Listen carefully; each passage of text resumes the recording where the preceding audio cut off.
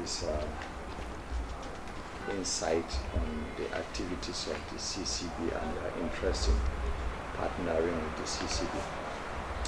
I wanted to talk about this, and then you quickly remembered that you have a draft paper here, because I saw as your key activity this draft bill for public access to declaration of assets and liabilities to the National Assembly.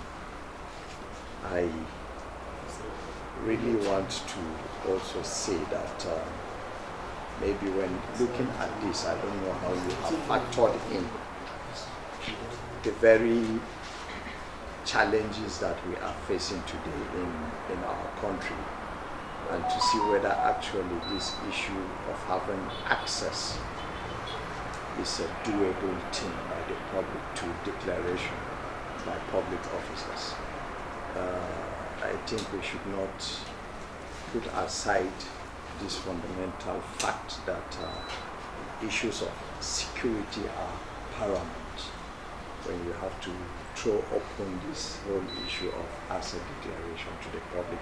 I don't know what your thoughts is on that, and I want to see if there are measures, there are going to be measures so that this information, even though people have access to it, it is not used negatively.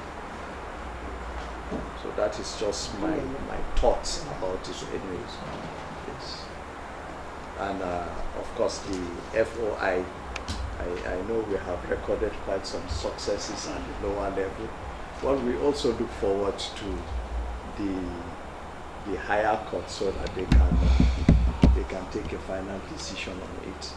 Just like we also think along the line this whole issue of the immunity clause, whether or not the issue of asset declaration, we can actually single that out to say that, look,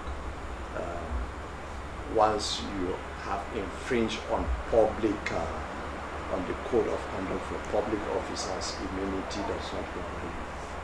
Well, these are just my thoughts on this, and I don't know how you are going to factor them into this bill. I must confess, the time we started this, the security situation may not have deteriorated as it is today, but it's still something, like I said, this is a draft for discussion, which we can do.